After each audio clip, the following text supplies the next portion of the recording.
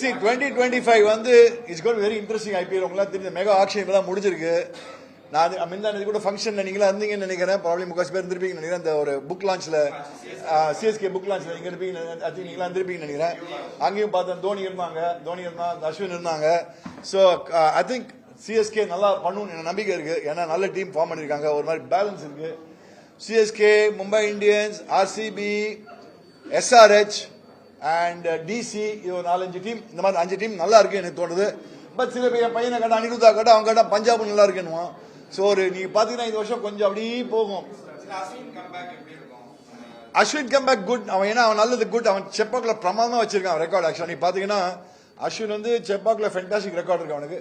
So திருப்பி இங்க வந்துட்டு சிஎஸ்கே வந்தா இல் டூ வெரி வெல். என் நம்பிக்கையில இல் டூ வெரி வெல் தோணுது எனக்கு. ஸோ எனக்கு இன்னொன்னு என்ன, ரச்சின் ரவீந்திரா இங்க நல்ல ஃபார்ம்ல இருக்கான். பண்ணி பாத்தீங்கன்னா Ruturaj Gaikwad good captain. Of course Dhoni இருக்கான், எல்லா பேக்கிங். அப்ப ரவீந்திர ஜடேஜா செம ஃபார்ம்ல இருக்காங்க நம்ம இதில் பாத்தீங்கன்னா.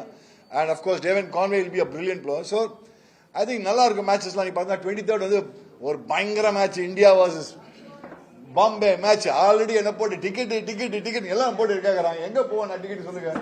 So CSK Mumbai Indians the match, அது இந்தியா பாகிஸ்தான் மேட்ச் மாதிரி. இந்த வேர்ல்ட் கப்ல இந்தியா பாகிஸ்தான் மேட்ச் மாதிரி நம்மளுக்கு வந்து ஐபிஎல் வந்து சிஎஸ்கே மும்பை இந்தியன்ஸ் மேட்ச்.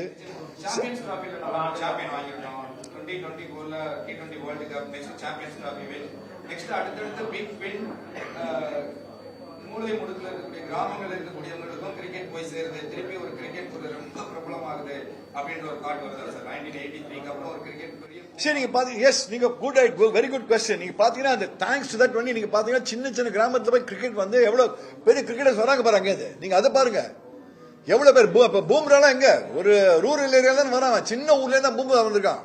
புரிஞ்சுது உங்களுக்கு? குஜராத் ஏதோ ஒரு ஸ்மால் சென்டர்ல தான் வரான். இப்ப அவன் world's number 1 பூம்ராலாம். So definitely thanks to television, thanks to media people like you.